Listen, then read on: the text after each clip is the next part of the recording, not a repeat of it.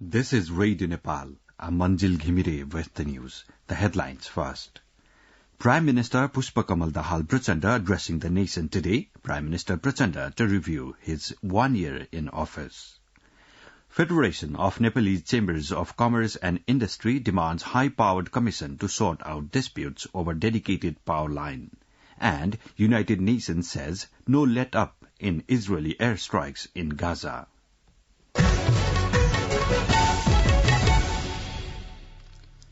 Now, the news in detail. Prime Minister Pushpakamal Dahal Prachanda is scheduled to address the nation at 5 p.m. today. Prime Minister Prachanda will be addressing the nation from his Singh Durbar-based office on the occasion of the completion of 1 year in office. Prime Minister's press advisor Govinda Acharya said the Prime Minister's address will review the government's efforts on corruption control, good governance, social justice and country's economic status in 1 year. Radio Nepal will broadcast the Prime Minister's address to the nation live. As Prime Minister Prachanda-led government is celebrating its first anniversary during the 1 year, the government has championed climate advocacy and agenda of the mountain. A report by Kaushal Ghimire. The government, led by Prime Minister Pushpakamal Dahal Prachanda, is celebrating its first anniversary on Wednesday.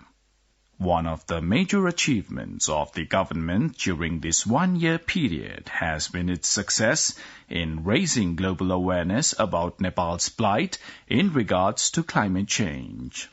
During high-level visits and multilateral forums, the government has consistently reiterated the agenda of the mountains and the vulnerable communities residing there. From the 29th of October to the 1st of November, Nepal hosted UN Secretary-General Antonio Guterres. A highlight of his visit was a trip to the Mount Everest region, where he called upon the world to partake in climate actions. He stated that the melting of the glaciers in the Himalayas would have drastic consequences on the livelihood of the people. I'm here in the Himalayas where glaciers are melting at record level, like in Greenland, like in Antarctica. Sea levels are rising, and here we see floods, we see landslides, we see communities being dramatically impacted. We must stop this madness. We must make sure that we limit temperature rise to 1.5 degrees. Glaciers are retreating. We cannot retreat. We must move forward with climate action. Similarly, in his address to the recently held COP28 summit in Dubai, Prime Minister Pushpakamal Dahal Prachanda highlighted the disproportionate damaging effects of climate change that Nepal was enduring despite its negligible contribution to global carbon emissions. I bring the message of 30 million Nepali people to this conference. Mountains are tortured by rising temperature. Save them first. Nepal is bearing a direct, disproportionate, the damaging effect of climate change despite near zero contribution to global emissions. Due to an appalling injustice inflicted on us, our people are severely affected by climate-induced disasters such as landslide, floods, wildfire, glacier lake outburst, drought, etc. This is an utter injustice. This must stop now. Throughout the year, Nepal's efforts to raise awareness about the plight of the mountain communities in the face of climate change have been unwavering. From hosting the UN Secretary-General to raising the issue at COP28, Prime Minister Dahal's government has ensured that the world cannot ignore the urgent need for action. These bold steps lay the groundwork for continued international cooperation and support, which are crucial for protecting Nepal's vulnerable communities and the fragile mountain ecosystem in the days to come. Kaushal Ghimire, Radio Nepal, Kathmandu. Now the remaining news. Udhauli, the second most important festival of the Kirat community, Yomari Punhi, and 20th National Japu Day is being celebrated across the country with great fervor today. Udhauli, the festival that begins from the full moon day of Nepali month of Mangshir, according to the lunar calendar, is observed by worshipping nature and ancestors before harvesting the crops. It is also a time to indicate the time when human, animals and birds descend to lowland from highland due to cold. The Kirat people gather to mark the festival in an organized manner and exchange good wishes on the occasion. According to Mundum, religious book of Kirat community, time is divided into two parts, Udhauli and Uvauli, on the basis of farming. Apart from Kirat community, the festival is celebrated by Limbu, Sunuwar and Yakhya ethnic groups. They assemble in public places and perform traditional Sakela dance in ethnic costumes. Meanwhile, in a message on the occasion of Udhauli festival, President Ramchandra Paudel has expressed his belief that this festival of the Kirat community will enhance mutual harmony among all ethnic groups in Nepal and help maintain family, community and social unity. He mentioned that festivals like Udhauli play an important role in maintaining national unity and common Nepalese identity. Similarly, giving a message of best wishes on the occasion of Udhauli festival and Yomari Punhi by Newar community, Vice President Ram Sahai Prasad Yadav said such festivals help foster further unity, integrity, coexistence, religious and social tolerance and fraternity. Likewise, extending his best wishes on the occasion of 28th National Japu Day today, Prime Minister Prachanda has said that the contribution of the Japu community to the development of art, culture and civilization of the valley through fairs, festivals, cultural activities, arts and skills are significant and appreciable.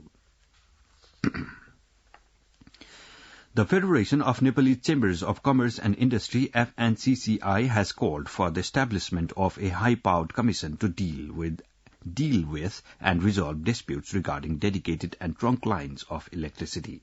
Issuing a press statement yesterday, the Federation said the government and the private sector are well aware of the issues and stressed the necessity of a high-powered commission to effectively resolve the disputes.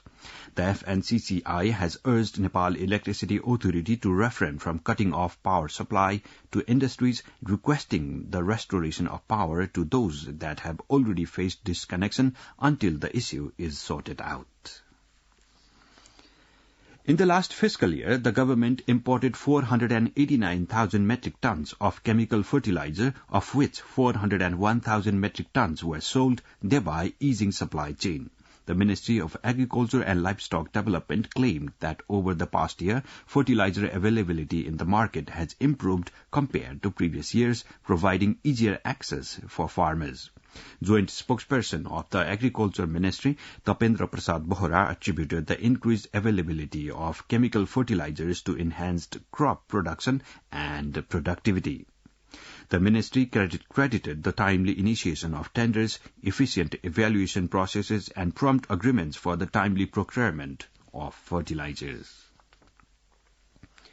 The number of people eligible for drawing government assistance over the Jajarkot earthquake has increased. The figure is expected to rise as the collection of the details are underway.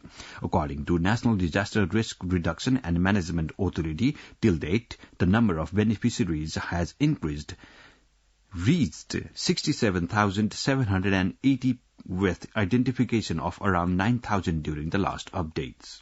Authority Chief Executive Officer Anil Pokharel said the figure is expected to reach 80,000 and preparations are being made accordingly. This news comes to you from Radio Nepal. Now on to some international updates. After visiting a hospital struggling to treat the injured, a UN official has told that there is no let-up in Israeli airstrikes in Gaza.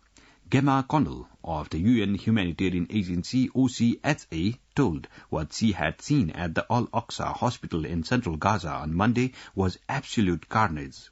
She said many severely injured people could not be treated because of the hospital was absolutely overloaded.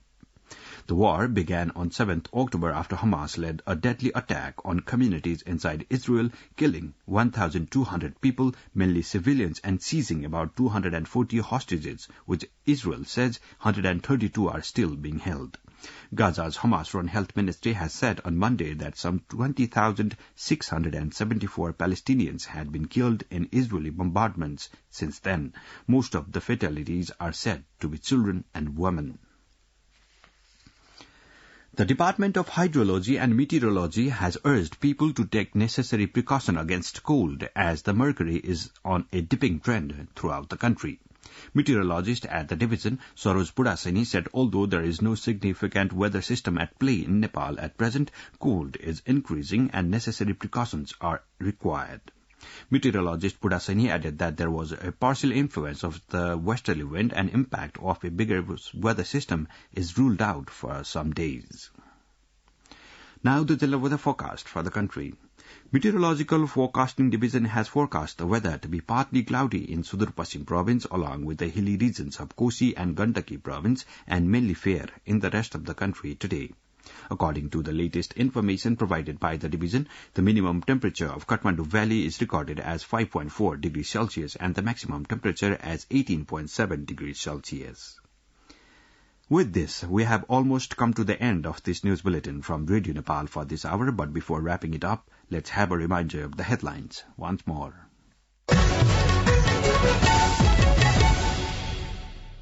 Prime Minister Pushpakamal Dahal Prachanda addressing the nation today. Prime Minister Prachanda to review his 1 year in office. Federation of Nepalese Chambers of Commerce and Industry demands high-powered commission to sort out disputes over dedicated power line. And United Nations says no let-up in Israeli airstrikes in Gaza. This is all we have for this bulletin. Our next bulletin in English will be at 2 in the afternoon. You can listen to us online on our website www.onlineradionepal.gov.np and our mobile app. For more news and information, keep listening to Radio Nepal. Have a good day.